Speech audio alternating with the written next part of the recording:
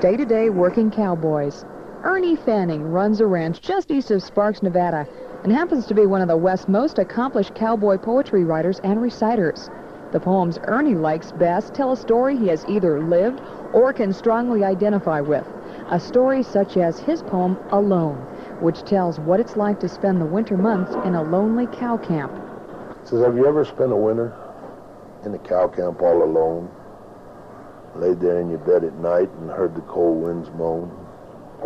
You're cold when you get up and you're cold when you go to bed.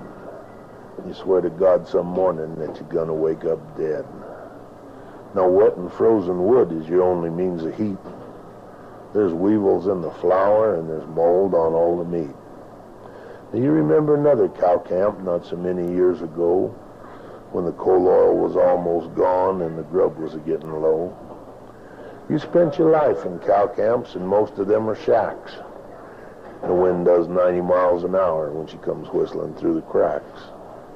As you lay in that old cabin, you can hear the timbers in her groan. And the wind whistling through the cracks, it seems to cry, alone. But you're up again next morning, dressed in your winter togs, stride a snuffy pony, and you're off for riding bogs. Now, as you ride along, you can hear the snapping of the frozen trees, and you feel the strong horse weaken right there between your knees. And you're praying that the boss will make her in today, for you've been out of grain for nigh 3 weeks and you're riding on straight hay. But winter turns on into spring, the grass turns green, and all the wild birds sing. Then spring turns into summer, and it gets some terrible hot. Them cold days you spent last winter, hell, you've nigh but all forgot. You stick around, make the beef gather in the fall, collect your summer wages, and go to town to have a ball. You do a little drinking and take a run at the cards and the dice, and you wind up down at the red light where some little gal treats you kind of nice. And you mother up to her until all your cash is spent. Well, you're really not broke, but you're damn sure badly bent. Then you decide to take a mosey round the town, and as you step beneath the light, you see the snows are coming down. You pull your collar up around your neck as a wintry wind begins to moan, and you know you're doomed to spend another winter in some cow camp all alone. Ernie Flanning was raised in northern Arizona and as a young man heard lots of cowboys tell rhyme stories. I've heard it all my life, you know. I can remember get-togethers at the house, and they'd sing and play, and somebody would recite, and it's something I grew up with. And as a young kid on the ranches in Arizona, I worked on the ROs, and they run a wagon, and those guys all recited in the evening. And it was kind of a status thing, who knew the most, you know. And I learned a lot of them just from hearing them so many times.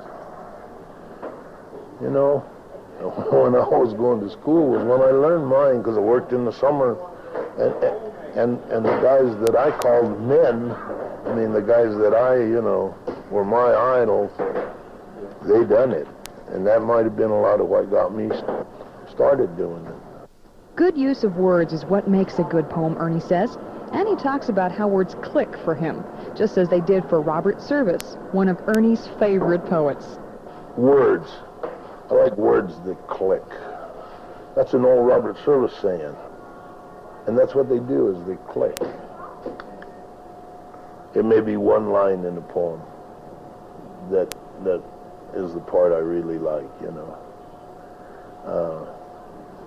And I never think about putting one together. I may be going down this road between ranches, and one just comes. And usually, when it comes, it just rolls. I'm a big Robert Service fan. And he hits on this a lot, you know. He calls himself a gentle jingle man. And he is damn sure a poet as far as I was concerned. Ernie Fanning's poem, The Vanishing Valley, is fast becoming a cowboy poetry classic, and every verse of this poem, as he said earlier, came to him in a single flash of inspiration. Out on a Nevada mountain, while looking for his stock, the cowboy stopped to rest his horse atop a big rim rock. And as he sat and looked at the valley floor below, he asked himself this question: where the hell did the valley go? Whatever happened to fields of spuds and onions the old Dagos used to raise?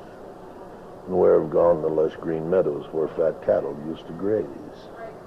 But as he sat and looked down through the smog and the shimmering summer's heat, the question answered itself, for what filled his vision most was mounds of steel and gray concrete. And he knew there was no way to slow, much less halt, the spreading of the buildings and the ribbons of asphalt. Yet he could well remember when every man in that valley helped pull his neighbor's load, and Kitsky Lane was nothing more than a gravel county road. When they drove fat cattle from the Humphrey lots to the shipping pens on Stamford Way. Oh yeah, cowboy, but that was yesterday. Well, the cowboy stepped across his horse and started to the valley floor below. And once more he asked himself a question: why the hell did this valley have to go? And it come just as fast as I recited it. The series Home Means Nevada presents folk life from the Silver State and is produced by the Nevada State Council on the Arts, Folk Arts Coordinator Blanton Owen, in cooperation with KUNR Reno, KNPR Las Vegas, and KOLO Reno, with funding from the National Endowment for the Arts Folk Arts Program and the state of Nevada. This is Deb Spring.